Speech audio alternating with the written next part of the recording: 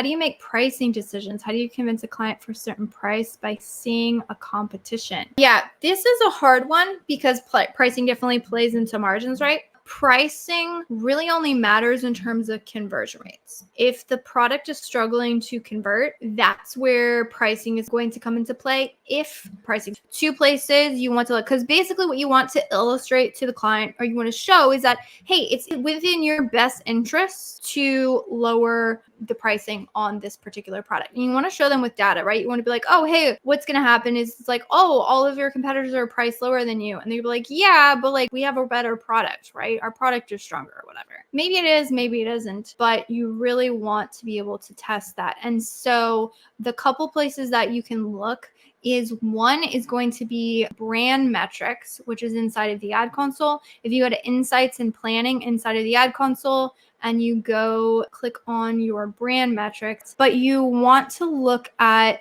how am I doing versus the competition. So we're inside the ad console, again, insights and planning, pop it open, go to brand metrics, and you're gonna have to click down into this view. But what you're gonna see is this. So the customer conversion rates. If you're struggling with conversion rates, so here, you can see the conversion rates have improved. This is our brand versus the entire average for the category. And so what we're looking at here is if our conversion rates are lower than the category average, what we've noted is that it's a bit hard to gain market share in those spaces. So if you're seeing struggles with conversion rate and you've noted that the price difference most likely is hurting the client, well, that would be something that I would bring to it. And I would screenshot that and I would say, hey, look, this is the average for your category. And one thing that we're definitely noting is that, again, you're not making the sales that you want to, again, due to issues with the pricing. Product Opportunity Explorer. There is a ton of information that can be gleaned from this. And the benefit is you only have to get access to this through a single account. You just need the one account to have access to it, and you can search anything. You know, these are called niches. I'm not going to go into the full definitions of this, but if you go into the account, if you can get the client to give you access to Product Opportunity Explorer, which if you show it to them, they'll probably be absolutely thrilled for you to look at it for them.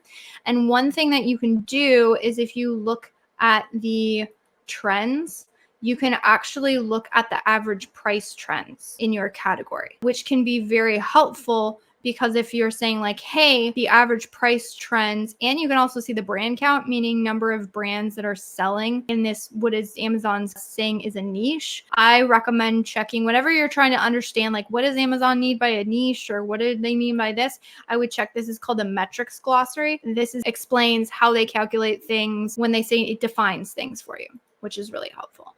But yeah, I would recommend looking at this and you can say like, hey, one thing we've noticed is that the average purchase price has gone down in your category. Really recommend you look into this. You can also see the products. So this can be helpful and pull open, you know, the average selling price. So if they're going after a particular search term, which you can see here, search terms, and this will give you the top clicked products. But if they're going after it, so you could see like these are the top products in the niche, and then you can also display, so it even says like their click share, and then this gives you the average selling price to be like, hey, the average selling price, and then look how they rank in the particular niche.